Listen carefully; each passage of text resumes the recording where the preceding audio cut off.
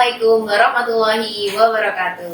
Waalaikumsalam warahmatullahi wabarakatuh. Ayah bunda dimanapun berada, perkenalkan nama saya Siti Nurrohmah. Kita bertemu lagi pada acara Bincang Nusata. Pada edisi kedua ini, kita akan mengulas tentang bagaimana mempersiapkan anak berkebutuhan khusus untuk mudik. Nah, mari kita sapa narasumber kita pada tema kali ini, yaitu Dr. Anda Ngatini MM, yang biasa kita panggil Bunda Tini.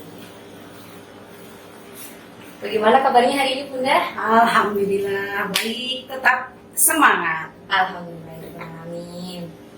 Selalu semangat ya, Bun? Insya Allah semangat selalu. Nah, pada tema sebelumnya, kita sudah membahas tentang mempersiapkan anak berkebutuhan khusus dalam berpuasa. Semoga ayah bunda di rumah selalu bersemangat untuk melatih putra-putrinya dalam menjalankan ibadah puasa ya, Bun? Iya, siap. Amin. Nah, selama 2 tahun ini kita menjalani Ramadan dalam situasi pandemi ya, Bun. Iya. Insya Allah tahun ini kita bisa melakukan mudik lebaran seperti biasanya. Amin. Mungkin tidak ya, Bun, untuk orang tua yang memiliki anak berkebutuhan khusus untuk diajak mudik. Untuk diajak mudik itu sangat mungkin ya, walaupun anak berkebutuhan khusus ya. Kenapa? Karena itu bagian dari silaturahmi ya, untuk menyambung persaudaraan di antara keluarga. Nah, mudik itu sebenarnya tradisi yang sudah lama, yang turun-menurun, yang memang perlu kita kenalkan kepada anak-anak, walaupun anak kita ini berkebutuhan khusus ya. Dan tentunya di dalam mempersiapkan anak untuk mudik lebaran ini ada hal-hal yang perlu disiapkan oleh orang tua. Tentunya pertama misalnya kita mengenalkan terlebih dahulu apa itu mudik, lalu bagaimana nanti di perjalanan. Karena pada saat anak diajak ke suatu tempat yang belum pernah dia lihat, tentunya akan kaget. Sehingga perlu adanya pengenalan terlebih dahulu, bagaimana di perjalanan nanti, bahwa di sepanjang perjalanan itu nanti akan menemukan toilet umum, akan makan bersama di warung makan gitu. Nah, ini perlu dijelaskan pada anak-anak dengan berbagai teknik. Teknik-teknik yang bisa dipakai, bisa menggunakan gambar, bisa menggunakan media yang lain, agar anak memahami. Ya, karena kebiasaan-kebiasaan yang di rumah belum tentu akan bisa dilakukan di saat mereka di perjalanan, sehingga perlu adanya penjelasan dari orang tua agar anak bisa senang di dalam perjalanannya. Gitu. Luar biasa sekali ya, Bu Iya, ya. Orang tua iya. harus benar-benar melakukan persiapan yang matang ketika mereka mudik, dan tentunya ketika mudik itu ya, Bun. Kan kita tidak tahu situasi yang akan terjadi nantinya. Bagaimana ketika mudik itu ternyata anak yang diajak mudik mengalami tantrum, Bun. Bagaimana cara untuk mengatasi hal tersebut? Ya, oke. Itu sering terjadi ya, sering terjadi.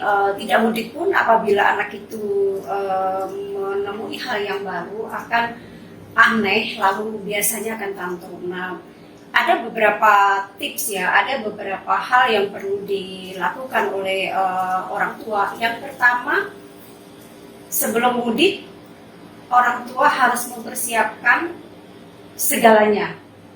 Alat yang akan dibawa, mainan yang akan dibawa, baju yang akan dibawa, berapa biji. Itu jadi harus ditulis dengan detail apa-apa yang akan digunakan pada saat, baik pada saat perjalanan maupun pada sampai di kampung halaman gitu.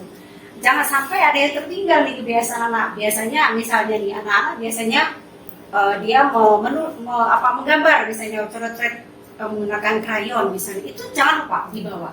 Karena pada saat nanti di kampung halaman, kalau itu nggak ditemukan, dia bisa tantangan. Jadi orang tua harus bisa membuat secara detail kebutuhan yang dibutuhkan oleh anak, baik di dalam perjalanan maupun setelah dia di kampung halaman. Lalu yang kedua, kita juga harus mempersiapkan identitas anak, baik untuk di perjalanan maupun sampai di kampung halaman. Kalau di perjalanan dibutuhkannya name tag atau nomor telepon anak-anak yang akan diselipkan di dalam saku anak-anak.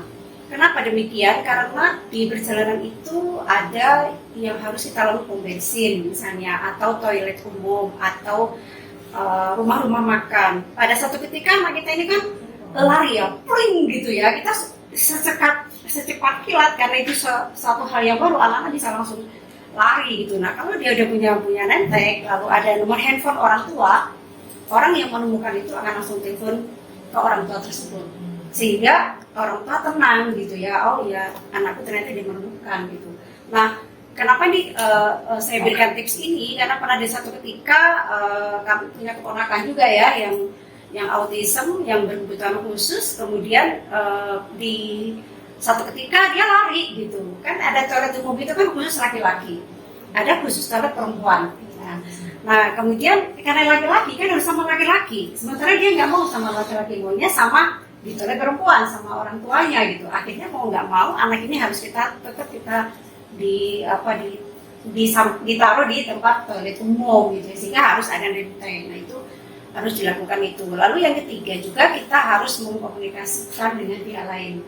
Misalnya kita naik kendaraan umum ya, naik bis,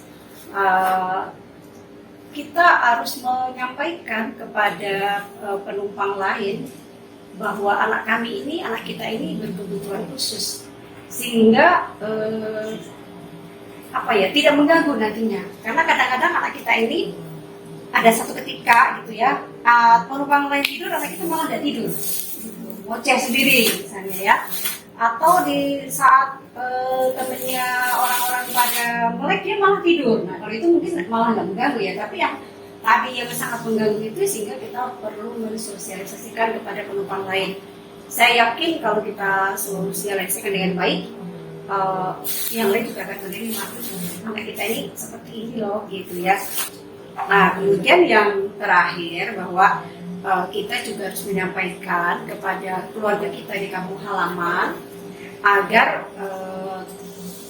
mereka menerima anak kita juga sesuai dengan kondisinya gitu. Karena namanya lebaran itu kan makanannya banyak sekali ya gitu, makan banyak sekali, dan anak-anak kita ABK berkebutuhan khusus ini kan biasanya ada yang diet ya, jadi harus diberitahu bahwa makanan ini tidak boleh gitu ya, makan seperti ini. Tidak apa-apa kita kasih tahu, jangan sampai udah hal yang baik kita lakukan lalu berubah pada saat lebaran.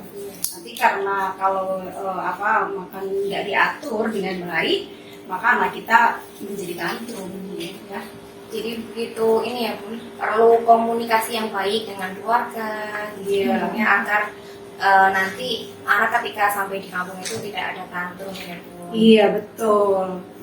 Ternyata benar-benar butuh persiapan yang matang ya Bun. Iya. Dari segi pertama menyiapkan daftar yang harus dibawa, kemudian komunikasi dengan keluarga maupun komunikasi dengan orang lain ketika misalnya naik angkutan umum ya. Baik Bunda, tadi sudah cukup banyak ya Bun yang tips yang Bunda berikan tadi. Kalau Bunda sendiri kira-kira memiliki pengalaman bepergian mudik dengan anak berkebutuhan khusus? Ya, saya punya pengalaman pribadi mungkin beberapa tahun yang lalu, saat ponakan saya ini masih kecil ya, masih sekitar 3-4 tahun lah gitu. Di saat kami pertama mudik membawa ponakan saya ini gitu.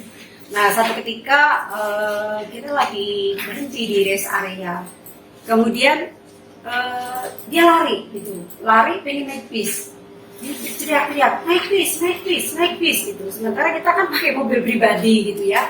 Nah pada saat dia sedang pengen naik bis dengan berguling-guling dan dengan berbagai cara dia pengen naik bis, maka dengan secepat kilat kita harus menariknya untuk masuk ke mobil yang kita pakai, kita gunakan. Karena kalau kita rayu dengan kalimat yang berbunga-bunga, itu nggak akan dapet gitu. Jadi harus langsung kita tarik aja, lalu kita dudukkan di mobil, lalu baru kita kasih tahu. Karena pada saat dia sedang tantrum, sedang marah, dia tidak akan mendengar apapun gitu. Maunya keinginan dia saja. Tapi dengan sentuhan fisik, dengan pelukan, dengan hal yang bisa kita lakukan, itu insya Allah mereka juga paham lama-lama gitu. Harus benar-benar mengambil keputusan ya Bu, iya, saat betul. anak mendadak tantrum seperti itu. Iya. Karena kita tidak tahu kapan anak itu akan tantrum. Iya betul. Betul-betul secepat kilat kita punya keputusan yang tidak merugikan semua pihak. Baik Bunda, terima kasih atas tips dan ulasannya. Ayah Bunda sekalian, Bincang Nusata edisi 2 dengan tema mempersiapkan anak berkebutuhan khusus untuk mudik. Cukup sekian. Semoga ayah bunda sekalian dapat menjalankan ibadah di bulan Ramadan dengan lancar dan dapat melakukan mudik serta aman, membawa putra-putri yang memiliki layanan khusus. Nah, Bu Nuri, mungkin saya sampaikan juga ke ayah bunda Ya, bahwa apa yang tadi saya sampaikan ada dalam buku ini. Jadi barangkali yang berminat silakan pesan kepada kami. Terima kasih. Masya Allah, pasti bukunya sangat bermanfaat ya, jadi Bapak Ibu bisa segera memesan. Terima kasih. Kita akhiri pada segmen ini ya, Bincang Nusata edisi 2. Wassalamualaikum warahmatullahi wabarakatuh. Waalaikumsalam warahmatullahi wabarakatuh. Sekolah khusus Balaraja membina prestasi anak bangsa. Sekolah khusus Balaraja melatih kita untuk berkarya, beriman, kompetitif, mandiri, berbudaya, lingkungan asri, beriman, kompetitif, mandiri, dan berprestasi.